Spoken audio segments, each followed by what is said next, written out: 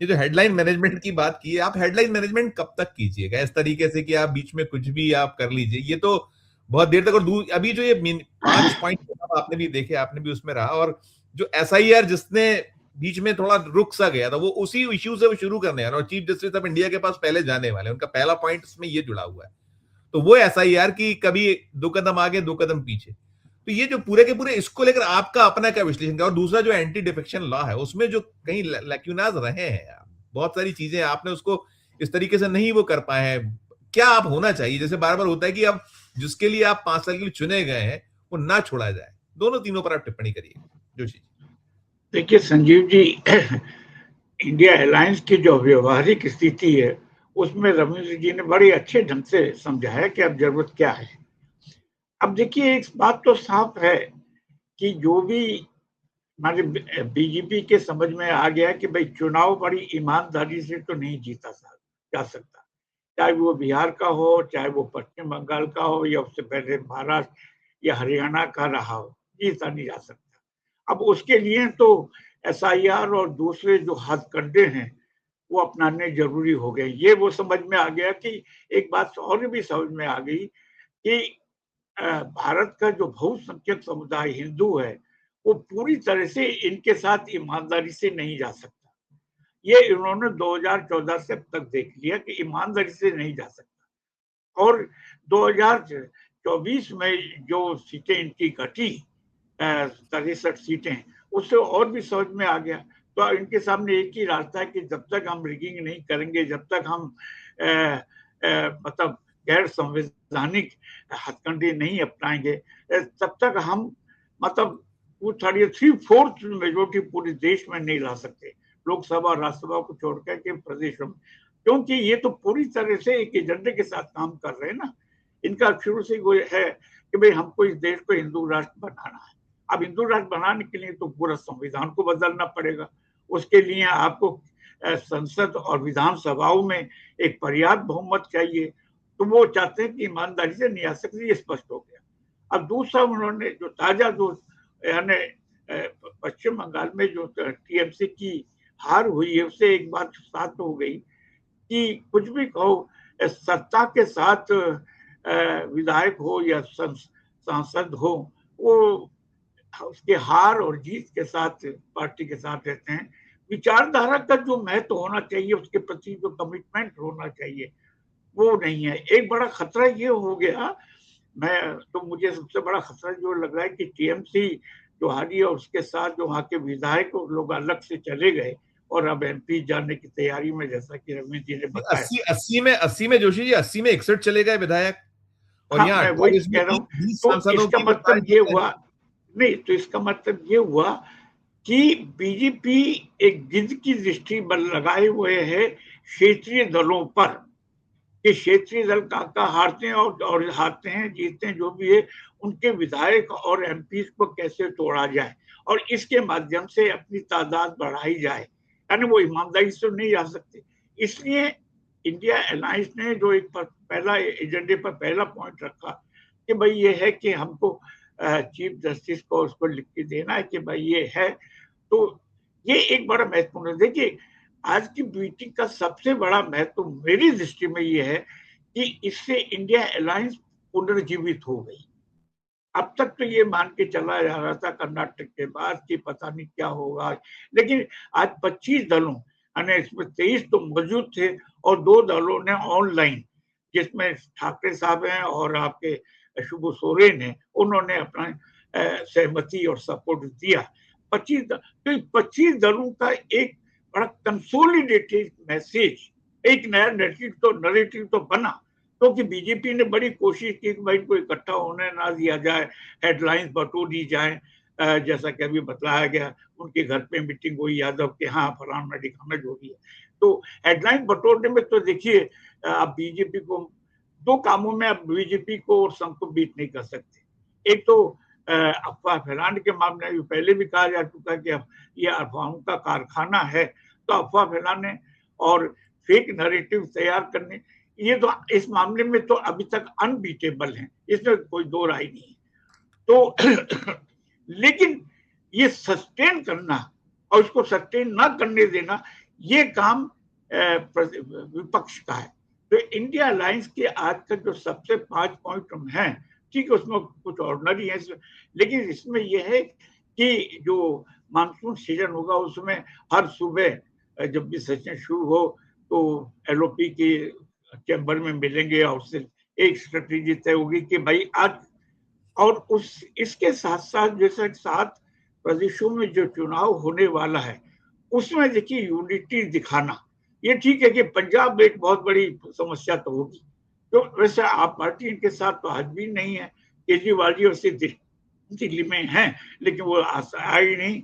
हालांकि कल उनकी ममता जी से मुलाकात होगी तो ममता जी तो आई, लेकिन पंजाब में तो एक कन्फ्रंटेशन होगा। मैं और आपकी उस आपकी आपकी आपकी अनुमति तो आप पार्टी के वो जो संजय सिंह क्या कह रहे थे मैं सुना देता हूँ, सुनिएगा, अगर आपने ना सुना हो देखिएगा, इसको भी देखा जा सकता है, फिर आप इसको कंटिन्यू कर तो ये दीजिएगा। सवाल करना कि हम बैठक में जाएंगे कि नहीं जाएंगे, आम आदमी पार्टी शामिल होगी कि नहीं होगी, तो ये तो स्पष्ट है कि हम इंडिया गठबंधन का हिस्सा ही नहीं, तो उस बैठक में जाने का क्या प्रश्न। लेकिन जो पार्टियां शामिल हो रही है लेकर आपका क्या कहना है? अब पहले मुद्दे क्या डिस्कस कर रहे हैं, मुद्दे सामने तो आए, पहले कोई मुद्दा तो सामने आए। जहां तक आम आदमी पार्टी का प्रश्न है, आम आदमी पार्टी गठबंधन का हिस्सा नहीं है और मीटिंग में हम लोग शामिल नहीं हो रहे हैं। कहीं डीएमके की तरफ से भी वैसी बात सामने आई जो हाल के दिनों में। अब देखिए, डीएमके उनका एक परंपरागत मित्र था और उनको बिना विश्वास में लिए जिस तरह से उन्होंने टीबी का समर्थन किया, इससे उनके मन में नाराजगी है, जो कि स्वाभाविक है, किसी भी दल को होगी।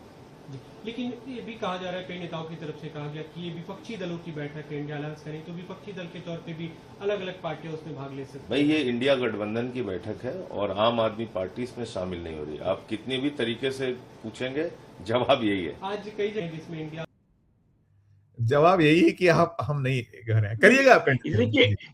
देखिए संजीव जी, औपचारिक रूप से तो संजय सिंह ने बिल्कुल सही कहा कि भाई आप पार्टी जो है उनके नहीं रही, और क्योंकि और आप पार्टी को लेकर के शायद आपको याद हो ये भी माना जाता रहा है कि ये बीजेपी की भी टीम है, और कई जगह इन्होंने वोट कटवाए, चाहे वो गोवा का चुनाव हो चाहे गुजरात का हुआ हो, और उसमें इनडायरेक्टली बीजेपी को मदद की, ये स्पष्ट हो। हरियाणा हरियाणा मतलब ताजा उधर, हरियाणा हरियाणा, हाँ जी जी, हरियाणा था बिल्कुल। तो ऐसी स्थिति में आप पार्टी का एक इंडिपेंडेंट वजूद राष्ट्रीय स्तर पर हो वो नहीं है। चाहे वो अभी कितनी भी कोशिश कर ले, अभी तो उसको वो राष्ट्रीय महत्व नहीं बना है, वो स्ट्रेचर अभी नहीं बना है। तो कहने का मतलब ये तो इसका मतलब ये कि पंजाब में जो चुनाव होंगे डायरेक्ट, वो आप पार्टी और कांग्रेस के बीच होंगे। लेकिन मैं यहाँ मान के चलता हूँ कि देखिए बीजेपी की एकमात्र कोशिश है, एकमात्र, पूरा याद करिए कि हमें भारत को कांग्रेस मुक्त भारत चाहिए। ये प्रधानमंत्री श्री मोदी जी का ये ओरिजिनल स्टेटमेंट था बहुत शुरू में, फिर उसको उन्होंने बदला जब ऐसा नहीं हुआ तो विपक्ष मुक्त। लेकिन उनका यह है कि कहीं भी कांग्रेस को मजबूत नहीं होने देना है, चाहे वो पंजाब हो और चाहे वो पश्चिम बंगाल हो या बिहार हो या दूसरे राज्य हो। तो उनके लिए वो है कि क्योंकि उनका मुख्य प्रतिद्वंदी दल आज भी वो मानते चलते हैं संघ, मैं तो कह रहा हूँ संघ परिवार। मैं बीजेपी को जब भी बात करता हूँ पूरा याद रखिए, संघ के बिना बीजेपी अधूरी है। क्योंकि मैं बीजेपी को, या उससे पहले जनसंघ, मैंने जनसंघ और बीजेपी को एक नेचुरल पॉलिटिकल प्रोसेस की संतान नहीं, कभी नहीं माना। तो ये संघ के उससे राष्ट्रीय स्वयंसेवक संघ के कोख से जन्मी है। जो दूसरी पॉलिटिकल पार्टी है कांग्रेस की 85 से लेकर के, और दूसरी जो कम्युनिस्ट पार्टी और सोशल पार्टी जितने भी आंदोलन, वो एक नेचुरल पॉलिटिकल सोशल और इकोनॉमिक स्ट्रगल से जन्मे हैं। जनसंघ का उसमें नहीं, जनसंघ का एक ही रहा है, मतलब संघ का वो है कम्युनल एजेंडा, कम्युनल फोर्सेज को और पोलराइजेशन को, उसके माध्यम से जनसंघ का जन्म हुआ। इसके बाद उसी से फिर बीजेपी आई 1980 के अंदर। इसलिए इसका जो वजूद है वो पूरी संघ पर निर्भर है। तो इसका मतलब ये है कि संघ जब बीजेपी वो अपना एक एजेंट पे काम चल रही है कि हमको इसमें हिंदू राष्ट्र बनाना है, और उसके लिए जो जो हथकंडे अपनाए जा सकते हैं अपनाएंगे। अब यही देखना यह है कि विपक्ष में वो इमेजिनेटिव लीडरशिप है या नहीं, कि कैसे कैसे काउंटर करें, क्योंकि नई नई कॉन्ट्रडिक्शंस सामने आ रहे हैं और उसको कैसे आपने सामना करना है। अब जैसे ये जो 2-3 दिन पहले कॉकरोच जनता पार्टी का हुआ, अब इसके लोग लेकर भी कई तरह के सवाल हो रहे हैं। अब जैसे कि आज उसके संयोजक ने, क्या नाम है वो, महाराष्ट्र के DPK, उन्होंने कहा, अभिजीत दीपके, हाँ उन्होंने कहा कि सब में तो अगर 7 दिन में अगर प्रधान जी ने इस्तीफा नहीं दिया, शिक्षा मंत्री ने, तो हम उससे कंटिन्यू करेंगे। इसका मतलब ये एक जो सबसे बड़ा इसमें मुझे लग रहा है, वैसे तो इस नीट के मुद्दे पर और इस पर सब इकट्ठा होना चाहिए, समर्थन देना चाहिए युवकों का जो है, लेकिन ऐसे समय में, ठीक 3-4 दिन पहले ऐसे समय में इकट्ठा होना, मुझे ये लगता है कि जो कांग्रेस ने जो पूरा एक माहौल बनाया था, पूरे देश में बनाया हुआ है, एक नैरेटिव तैयार किया है कि भाई युवकों की बेरोजगारी, पेपर लीक और जो बहुत सारे मुद्दे हैं, उनको सबको लेकर के जो आक्रामक जो आंदोलन किया, चाहे वो जयपुर हो, चाहे उत्तर प्रदेश हो, कहीं कहीं भी हो, उसको डिफ्यूज करने का एक मैकेनिज्म हो सकता है, ये मेरी शंका है। मैं ये नहीं कह रहा कि ऐसा ही होगा, काश कि ऐसा ना हो, तो लेकिन ये शंका है, क्यों कि हम ये अन्ना हजारे के जमाने से देख चुके हैं। मैं यहाँ एक बात और आपके ध्यान में लाना चाहूंगा कि DPK ने अपने 6 तारीख को अपने हाथ में उन्होंने बाबा साहब का कि माई ऑटोबायोग्राफी, मैं यहाँ स्पष्ट करना चाहूंगा, दर्शकों को बताना चाहूंगा कि डॉक्टर अंबेडकर ने अपनी आत्मकथा कभी नहीं लिखी। उन्होंने 1935 में एक 20 पेज लिखे थे, बाय वेटिंग फॉर वीजा। इसके अलावा उन्होंने, अब मजे की बात ये कि वो जो उनके हाथ में जो आत्मकथा थी, उसका प्रकाशन प्रभात प्रकाशन, जो कि संघ और पूरा BJP का समर्थक, वहां से वो पुस्तक छपी है। अब उनके हाथ में कैसे पहुंची? जी, अगर वाकई आप जेन्युइन थे तो संजीव जी, इनके हाथ में वो होना चाहिए, एनिहिलेशन ऑफ कास्ट, जाति का विनाश, जो उनके फंडामेंटल इश्यूज हैं डॉक्टर अंबेडकर के, उसकी किताबें उनके हाथ में होनी चाहिए। ये जो फर्जीवाड़ा, इससे कई तरीके की शंकाएं पैदा होती हैं। तो और वो 2-3 जो उनके प्रवक्ता हैं, उनके क्रेडेंशियल्स भी, वो पहले पार्टी में रहे और उसमें एक तो स्वीकार किया उसने कि हाँ मैंने 2015 और 16 में मैंने मोदी जी का सपोर्ट किया था, लेकिन उस समय चूंकि यंग था, मुझे पॉलिटिक्स नहीं आती थी, लेकिन बाद में मैंने अपने विचार बदले। ये होता है, ये मैं मान के चलता हूँ कि किशोरावस्था में मेरे भी विचार दूसरे थे और आज मेरे दूसरे परिपक्व हो चुके। लेकिन हम क्रेडेंशियल्स की बात कर रहे हैं, जब आप क्रेडेंशियल्स पब्लिक लाइफ में आएंगे तो क्रेडेंशियल बड़े महत्वपूर्ण होते हैं कि आप कौन से परिवार से आते हैं, आपकी कौन सी वैचारिक पृष्ठभूमि है, ये सारी चीजें खंगाल ली जाती हैं। मान लिया आज मैं अचानक कहूँ कि नहीं BJP तो बहुत अच्छी है, बहुत सारी शंकाएं कुशंकाएं बहुत सारी, तो इसलिए मैं इस शंकाओं के बीच में क्या है वो कॉकरोच जनता पार्टी को मैं थोड़ा देखता हूँ। मैं पूरी उसकी निष्ठा पर सवाल नहीं उठा, लेकिन आशंकाएं एक होना स्वाभाविक है। जिसे कहते हैं ना, एक कहावत है अपनी, दूध का जला छाछ भी फूक फूक करके पीता है। तो हम 2012 से अन्ना हजारे के आंदोलन को देख चुके हैं और जिसमें अरविंद केजरीवाल भी थे, मैंने उनको बहुत ही करीब से तमाम चीजों को देखा है, इसलिए मुझे थोड़ा सा शंका होती है, बाकी का सब ठीक। लेकिन कुछ भी कहो कि आज का जो शुरुआत है इंडिया अलायंस की,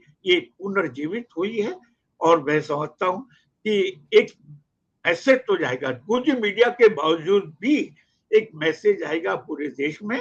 इसके लिए सोशल मीडिया है, अल्टरनेटिव मीडिया है, जाएगा। ऐसी बात नहीं है कि अब सब कुछ मोदी मीडिया ही है। अगर मोदी मीडिया ही सब कुछ करते तो 2024 में कैसे हारी BJP? 240 नहीं टिकते, 240 पे नहीं टिकते, 240 पे नहीं टिकते, 300 सीटें कैसी हुई? तो ऐसा नहीं है, जब समय बदलता है सर, तो जैसे कि 1977 में 1977 में कांग्रेस हारी, इंदिरा हारी, और उन्होंने दोनों सीटें रायबरेली और अमेठी हारे, और सेंसरशिप के बावजूद, सब कुछ के बावजूद। तो ऐसा नहीं है, जनता जब तैयार हो जाती है, लोग मैसेज जाता है, तब बहुत वो सारे कुछ बहुत नहीं। सारे बहुत सारे बहुत सारे उदाहरण है सर, बहुत सारे हाँ, उदाहरण है। बुनियादी मैं तो आपको कहूँगा, बुनियादी जो मुद्दे हैं, और वो है बेरोजगारी, महंगाई, और साथ में एक सवाल और है कि इस समय भारत की संप्रभुता जी वो जी, दांव पर है, उसको बिल्कुल नहीं भूलना चाहिए। क्योंकि जो बिल्कुल। जिस तरह से अमेरिका हमारी बाहों को मरोड़ रहा है, चाहे वो ट्रेड डील का सवाल हो, चाहे कुछ भी, उसको नहीं भूलना चाहिए। अगर हम लोगों ने बिल्कुल तरह कंप्रोमाइज, सरेंडर कर दिया, तो फिर हम उठ नहीं पाएंगे। जो नई नव साम्राज्यवाद और नव उपनिवेशवाद आ रहा है अलग अलग ढंग से, उसका मुकाबला करने के लिए आपको बहुत ही ईमानदार और अपने सॉवरेनिटी की रक्षा करनी होगी। ये सबसे बड़ी चुनौती भी आने वाली। और आज का ताजा आपने सुन ही लिया होगा कि वेस्ट एशिया फिर से धधक रहा है, तनाव, जी हाँ, जी हाँ, जी हाँ, बिल्कुल हमले बिल्कुल हो बिल्कुल गए हैं, इसका असर बिल्कुल। भारत पर पड़ेगा। और जी। पड़ेगा, जी बिल्कुल बिल्कुल बिल्कुल। जोशी साहब ये बताइए ना, ये जो फूलछाप कांग्रेसी जो बात होती है, लगातार होता है कि फूलछाप कांग्रेसी, और ये सब जगह हर दल में है, और उनके अपने कुछ ना कुछ ऐसे, उनकी अपनी नस दबा होना है, या उनके अपने लोभ है। यहाँ तो ये भी चल रहा है कि बहुत आपने देखा था जो 2020 में जो टूटी थी, जब कमलनाथ 18 में लेके आए थे 114 सीटें, और फिर जैसे तैसे सरकार बनी थी और 15 महीने में गिर गई थी। तो ये सब चीजें होने के बाद भी आप नहीं वो हो पाते, आप अक्सर डिफीट खा जाते हो सारी चीजों में। यहाँ भी बहुत संभावना है कि बहुत बड़ी चीज नहीं है, उनको केवल और केवल 8 चाहिए होंगे, 48 उनके पास हैं। एक वो पहले कांग्रेस की तोड़ के बैठी हुई है अपने पास जो निर्मला सपरे हैं, एक वो जो है वो भारत आदिवासी पार्टी 50 होता है, और 8 का नंबर चाहिए होगा, कुछ भी कमाल हो सकता है यहाँ पर। सम अप नोट चाहूंगा आप। देखिए, कांग्रेस के बारे में एक चीज बड़ी मशहूर है, और वो है कि वो अपनी गलतियों से बहुत कम सीखती है। ये एक आम धारणा है कि वो जिसको जितनी बीजेपी जितनी जल्दी अपनी गलतियों से सीखती है, उससे सुधारती है और दूरदृष्टि रखती है, उस मामले में कांग्रेस जो है थोड़ा सा पीछे रहती है। तो जो अभी जो आपने कमलनाथ जी की बात की, अब वो 2020 का वो जो सब कुछ मालूम है। अभी सबसे बड़ी सवाल आ रहा है कि जो तीसरे कैंडिडेट के रूप में खड़ा, मीनाक्षी मीनाक्षी मीनाक्षी नटराजन है कांग्रेस की मैं ऑफिशियल मैं कैंडिडेट मैं, मैं जी। उसी पे आ रहा राहुल हूँ, जैसे गांधी MSP, ओके। मीनाक्षी जी को खड़ा किया। अब उसको लेकर के कई तरीके की वो बातें उठ रही हैं। उसमें बीच में कमलनाथ जी की भी बीच में नाम आ गया है। सोशल मीडिया पे चल रहा है कि भाई कमलनाथ इतने वरिष्ठ हैं, सीनियर मोस्ट हैं, उनको क्यों नहीं। तो और ये बात तब से उठी आपको जब दिग्विजय सिंह को लेकर के सवाल उठा था, और ये ज्योतिरादित्य सिंधिया चाह रहे थे कि भाई मुझे भेजा जाए, तो एक बड़ा ट्रस्ट हुआ और उसके बाद सरकार गिरी हुई। ऐसे समय में तो मैं एक चीज तो मानना पड़ेगा बीजेपी और कांग्रेस के नेताओं में, बीजेपी के जो नेता हैं वो अपने संगठन के आदेश को मानते हैं, ये तो मान के आप चलिए हाई। लेकिन कांग्रेस के जो नेता हैं उनकी भूख जो है कभी शांति नहीं होती। उनका ये बड़ा वो है, लोग जो है उनकी तृष्णा जिसे बोलते हैं, सत्ता की नहीं तृष्णा, सत्ता तृष्णा हमेशा बनी रहती है। कल तो इसलिए कांग्रेस जो है अपनी गलतियों से कम सीखती है, जल्दी सीखे तो वो अच्छी बात है। मैं यहाँ अंत में अपनी एक बात समाप्त करके कि कल मैंने वो नाटक देखा, अंधयुग, जैसे डॉक्टर धर्मवीर भारती ने लिखा था। तो कल उसके ओपनिंग में सब दो तीन बातें बहुत हो जाती हैं कि जब जिस राष्ट्र का राज होता है तो उसमें सबसे ज्यादा जो विक्टिम होता है वो सत्य होते हैं, मर्यादा और नैतिकता, इन तीनों का सबसे ज्यादा हनन होता है। और अंत में जो चौथी बात, जो चौथा संदेश मिलता है कि भाई कोई भी सत्ताधीश हो, चाहे वो दुर्योधन हो, चाहे वो युधिष्ठिर हो, चाहे वो कृष्ण हो, जिसे बोलते हैं पर हो प्रभु, पर हो या परात पर, कोई भी अमर नहीं। कोई भी संसार के जो भौतिक नियम है उसके अनुसार आपको दुनिया से विदा होना पड़ता है। ये एक सबसे बड़ा संदेश है। मैं समझता हूँ कि ये आज भी लागू होता है, कम से कम श्री नरेंद्र मोदी जी को पे भी लागू होता है, और सब पे भी, कि भाई वो अपने आप को अमर ना समझे। ये जो बेसिक जो लोकतंत्र जो मर्यादा है, जो नैतिकता है, जो सत्य है, उसको जीवित रहने दें, तुम हमेशा नहीं रहने वाले। ये मैंने कल उसके बिल्कुल आपने अंतर युग इससे में इससे इससे अच्छा सम अप हो नहीं सकता था। और देखिए वो तो सत्य परेशान हो सकता है लेकिन पराजित नहीं, यही उसका मूल है। हाँ हाँ, ये ये संजय ने कहा, ये आपने अच्छा किया संजीव जी याद दिलाया, कि संजय ने यही तो कहा कि सत्य मरेगा नहीं, हाँ वही मतलब वही बिल्कुल वो कि सत्य पराजित की मृत्यु नहीं होती, सत्य सत्य रहेगा। वो अभी निशान पराजित हो सकता है लेकिन वो रहे। तो ये नहीं इस बात को शासक लोग हैं वो धृतराष्ट्र ना बने, कम से कम वो लोग तो ना बने कि जो कि मतलब अपने आप को हिंदू राष्ट्र और हिंदू धर्म सनातन धर्म के रक्षक कहते हैं, मतलब तो कम से बिल्कुल कम वो तो गीता से और संत युग से ये सीखे। तो वो मेरा अभी ये अभी कहना है, बिल्कुल मेरा ये नहीं कहना है कि मेरा तो यही कहना है कि देखिए चीजें तो बदलेंगी, और चाहे वो 7 राज्यों के चुनाव हो रहे हैं, कुछ भी कहे, अब इतना आसान बीजेपी के लिए रास्ता तो नहीं है, जैसा वो चाहे कुछ भी हो जाए, क्योंकि अब जनता में चेतना भी आने लगी है। देखिए बिल्कुल सर जब मुद्दे जब विपक्ष उठाएंगे, उससे चेतना का विकास होता है और उसका विस्तार होता है, और उसमें एक कंट्रीब्यूट कुछ भी कहो, एक ये कॉकरोच पार्टी ने भी की है ये अपने ढंग से। तो मैं समझता हूँ अब इतना आसान नहीं रहता, जो हिंदुत्व का जो मिथ है वो टूट चुका है, ये तब मान के उसकी सीमाएं उजागर हो गई हैं। तो इतना आसान 7 प्रदेशों के चुनाव में अब इन्हें एक वागा मिलने वाला नहीं।